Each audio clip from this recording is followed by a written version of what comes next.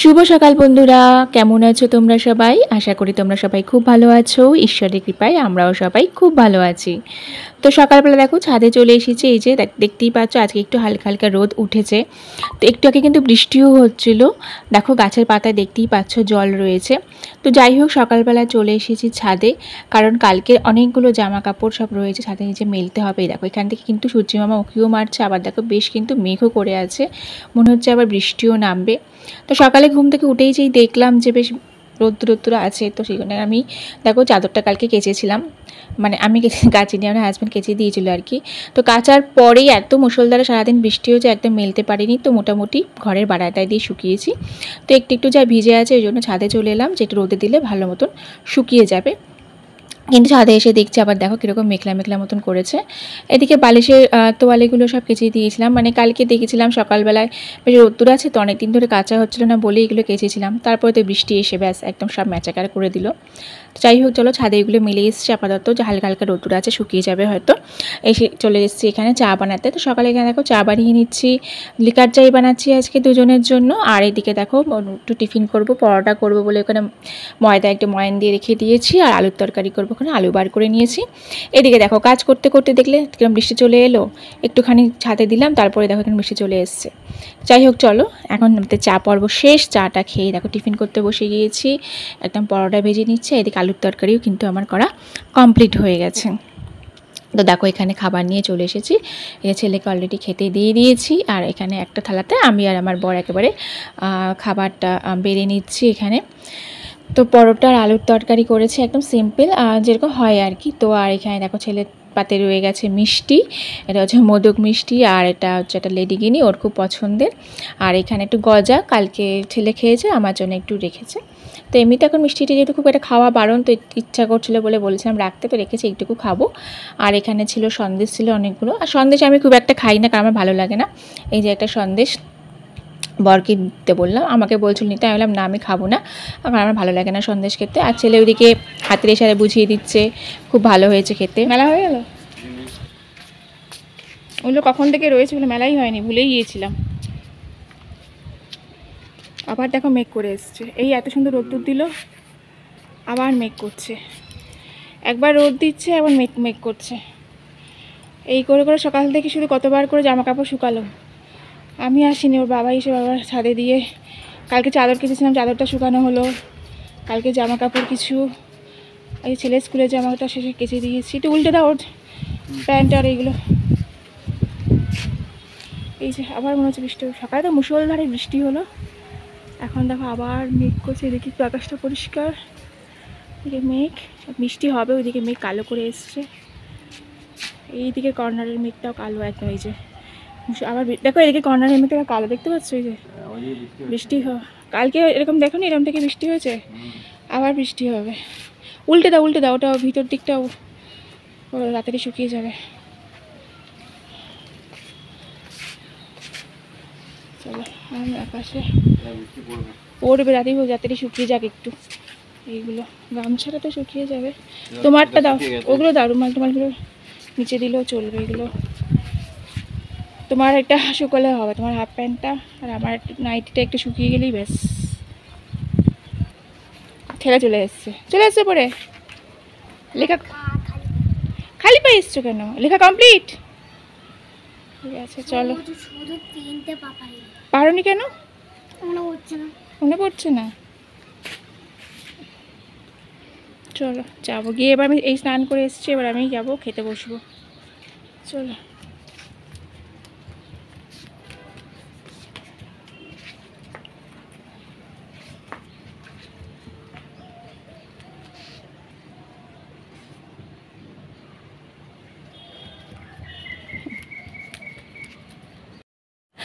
তো দেখো এখন হচ্ছে দুপুরবেলা, আর দুপুরবেলা আমরা তিনজন এখানে খেতে বসে গিয়েছি। তো ভাতটা একদম বেড়ে নিয়েছি, আজকে অনেকদিন পর মাটিতে খেতে বসেছি।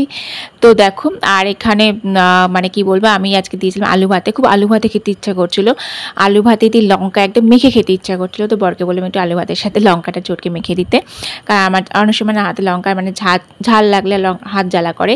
তো দেখো একটুখানি একটু করে পেঁপে ভাতে দিয়েছিলাম, সেটাও খেতে খুব ইচ্ছা করছিল বলে। আর পটল এনেছিল একদম টাটকা টাটকা, মানে কচি পটল ভেজে নিয়েছিলাম, আর তার সাথে ছিল পটলের তেল, আর এখানে ছিল মুগ ডাল। তো আর আমি তো খাচ্ছি লঙ্কা দিয়ে, কিন্তু এখানে বরকে দিয়েছি আলু ভাতের সাথে ঘি, আর ছেলেকেও দিয়েছি আলু ভাতের সাথে ঘি। ওরা ঘি দিয়ে খাবে, আমার ঘি খাওয়া যেহেতু বারণ, সেই কারণে আমি খাচ্ছি এই দিয়ে। আর এদিকে দেখো ডালের সাথে করেছি আমি পাঁপড় ভাজা। ছেলে খাবে ওই ব্যাট পাঁপড়, আর ডালের পাঁপড় দু রকমই ভেজে নিয়েছি।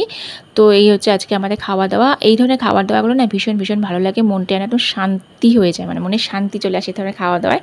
তো যাই হোক চলো, এটা হচ্ছে এখন সন্ধ্যেবেলায় সন্ধ্যে টন্ধে দিয়ে চলে এসেছি কিচেনে। আর একটু খিদে পাচ্ছিলো, ভাবলাম কী করি, ভাবলাম একটু চাল ভাজা খাই, অনেকদিন তো চাল ভাজা খাইনি। তো তার জন্য এখন চালটা এখানে ধুয়ে একটু শুকোতে রেখে দিলাম, ফ্যানের হাওয়াতে শুকোবে। মানে এটা ভেবেছিলাম অনেকক্ষণ, বিকেল থেকেই ভাবছিলাম, তখন বিকেলবেলা যদি এটা রেখে দিতাম বেশ ভালো হতো, মানে জলটা তাড়াতাড়ি শুকিয়ে যেত। তো যাই হোক, একটু মেলে ভালো করে নেড়ে দিলাম, হাওয়া তাড়াতাড়ি শুকিয়েও গিয়েছিলো। তো এখানে তার জন্য তারপরে দেখো বানিয়ে নিলাম চা। তো চা বানাতে আমার ছেলের সাথে কথা বলছিলাম যে লিকার চা যে সুন্দর স্মেলটা আসে না, খুব ভালো লাগে না, লিকার চা যখন হয় তার যেটা সুন্দর স্মেল আসে, সেই গন্ধটাও বেশ আমার খুব ভালো লাগে। তারপরে দেখো এখানে মানে টিফিনটা বা চাটা খেয়ে এবার টিফিনটা বানিয়ে চলে এসেছি ঘরে। ছেলেকে দিয়েছিলাম খেতে, ছেলে বলছে খেতে পারছে না, ওর নাকি গরম লাগছে। তা আমি একটু ফু দেওয়ার চেষ্টা করলাম, তারপর বললাম কি ফ্যান চালিয়ে দেবো, ও বললো হ্যাঁ। আমি বললাম ফ্যান চালালে কিন্তু আবার খাবার মজাটাই চলে যাবে।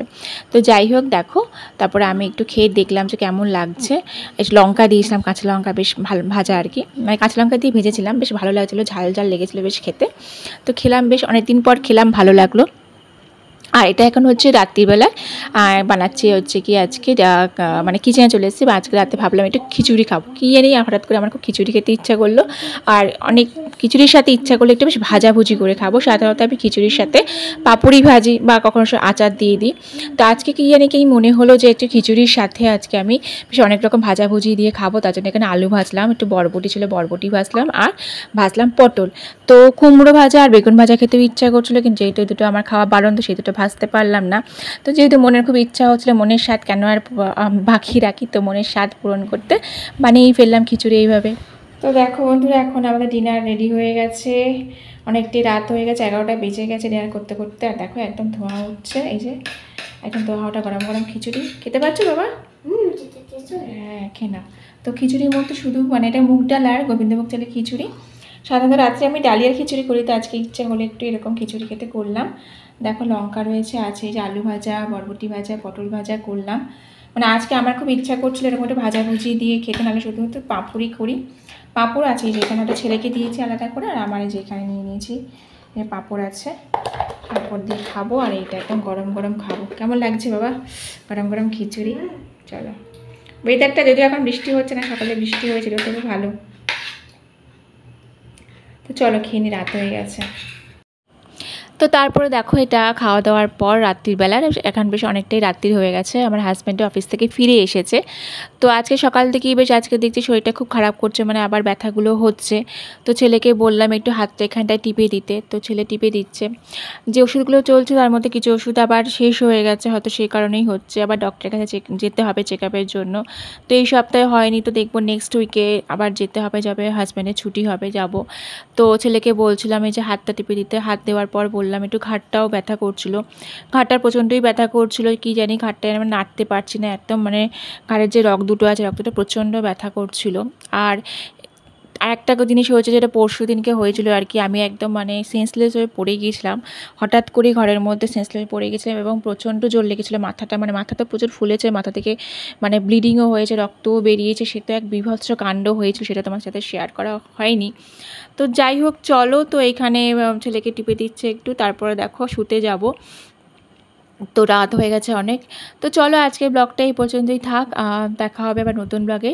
তোমরা সবাই ভালো থেকো, সাবধানে থেকো, আর আমার ব্লগটা কেমন লাগলো কমেন্ট করে জানিও, ভালো লাগলে লাইক শেয়ার করতে ভুলো না। আর যারা নিয়মিত আমার ব্লগ দেখছো কমেন্ট করো, আর প্লিজ আমার চ্যানেলটা সাবস্ক্রাইব করে আমার পাশে থাকো। Bye bye.